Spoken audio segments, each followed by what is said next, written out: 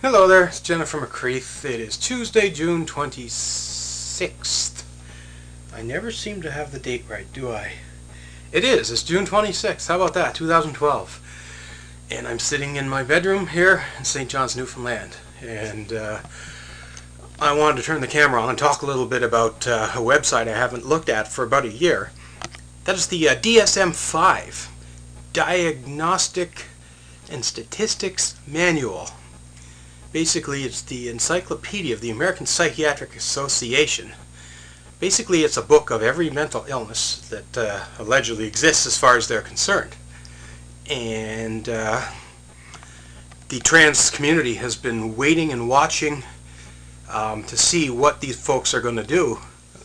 And the initial drafts that came out in 2010 were horrific in nature. Mostly in part due to the leadership of Blanchard and Zucker from CAMH, who essentially insisted that transsexualism is a fetish. There's been outcry, and people have listened. The rest of the committee has listened, and I just noticed that some amendments have been made to their proposed draft, DSM-V. Let me read this for you. Try to keep the camera on my face here. I just wrote a blog about it. Transsexualism has been completely separated from transvestic fetishisms.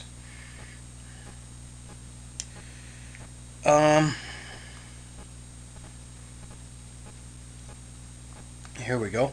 The latest drafts now indicate that gender dysphoria is the term, not gender identity disorder. Gender dysphoria and transvestic disorders are two completely separate categories. Gender dysphoria will also be declassified as a mental illness. You hear that, folks? Declassified. It is not a mental illness. Congratulations, trans people, you are not mentally ill. We knew that was the case, but now it's going to be officially on the books. Probably the world's best recognized psychiatric organization. Rather than classify it as psychiatric or medical, it will remain unclassified due to the unique nature of the fact that it's the condition that requires physical intervention through hormones and or surgeries to resolve, yet is diagnosable through psychiatric assessment. There's also a specifier, as they call it, which is essentially a term for resolution. They use the term remission. Basically, one who has transitioned, including one or both of hormone replacement therapy, sex reassignment surgery. Those people who have transitioned into their new life no longer fit the criteria for gender dysphoria. Essentially meaning we are no longer gender dysphoric. And by nature of that, no longer fit this unclassified status. Wow, this is huge. I don't know where people have been. May 2011, that was 13 months ago that this update was posted on this website.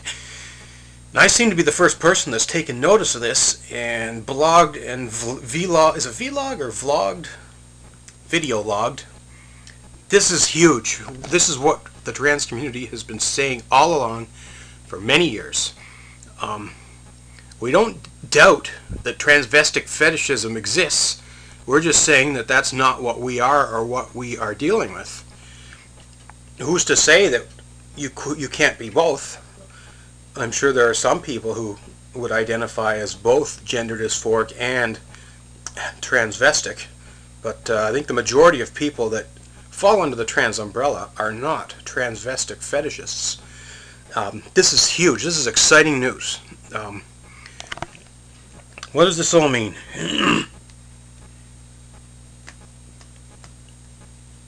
Bottom line, here you go. I am not, nor have I ever been mentally ill or a fetishist for being trans.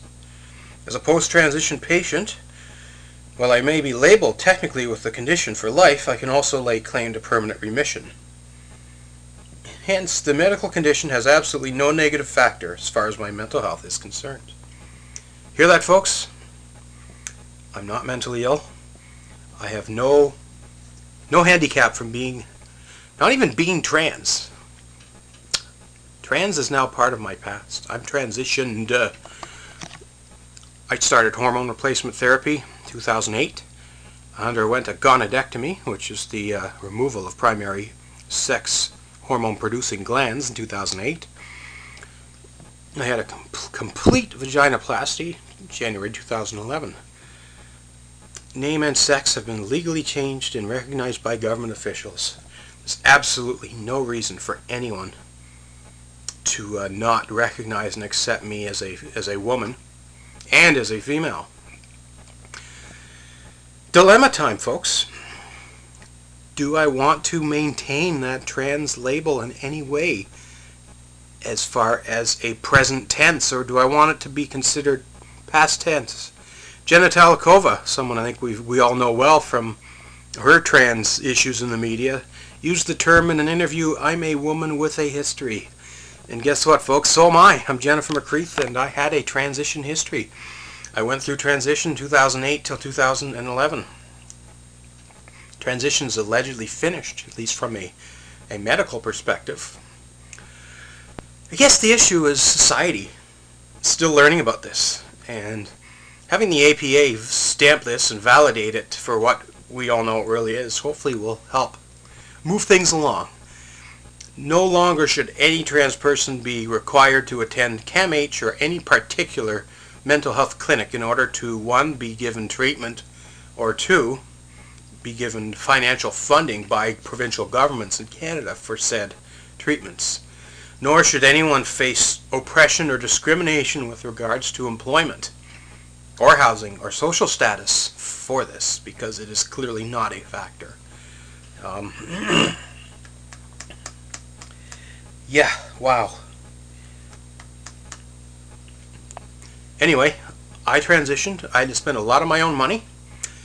I'm really disappointed, as you know, that the safeguards that supposedly exist and are in place to protect me as a citizen, the Human Rights Commission, the healthcare system of Newfoundland, y'all failed me. Y'all let me down. Everyone else out there who claims to have a stake in this, to be an advocate or an ally, well, y'all let me down too. I didn't see too many people putting their hands up wanting to help me out with this. Especially my colleagues, the other trans Newfoundlanders out there. There was an opportunity for us to work together to raise a voice and advocate for this correctness and this change, and none of you were there for me. So why should I be there for you? All you gay lesbian organizations that like to call yourself trans, you weren't there either. My press releases went out and not one of you returned the message.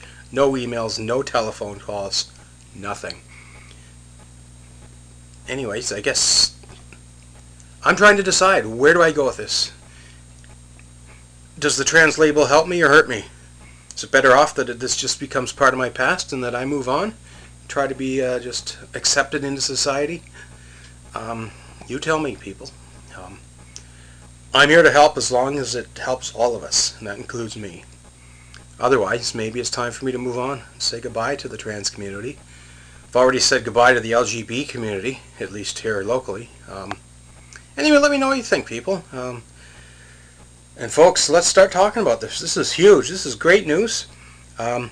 This document, the DSM-V, will be officially launched in May 2013 at the APA's next annual meeting.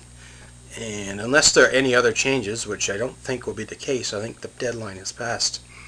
This is all but a formality. To me, this is huge. This is exciting. This is even bigger than C2 at 279. This is bigger than human rights recognition. This is medical recognition and validation. And folks, I think it's time that we give ourselves a pat on the back as advocates for pushing for this change, and recognize we are who we know we are.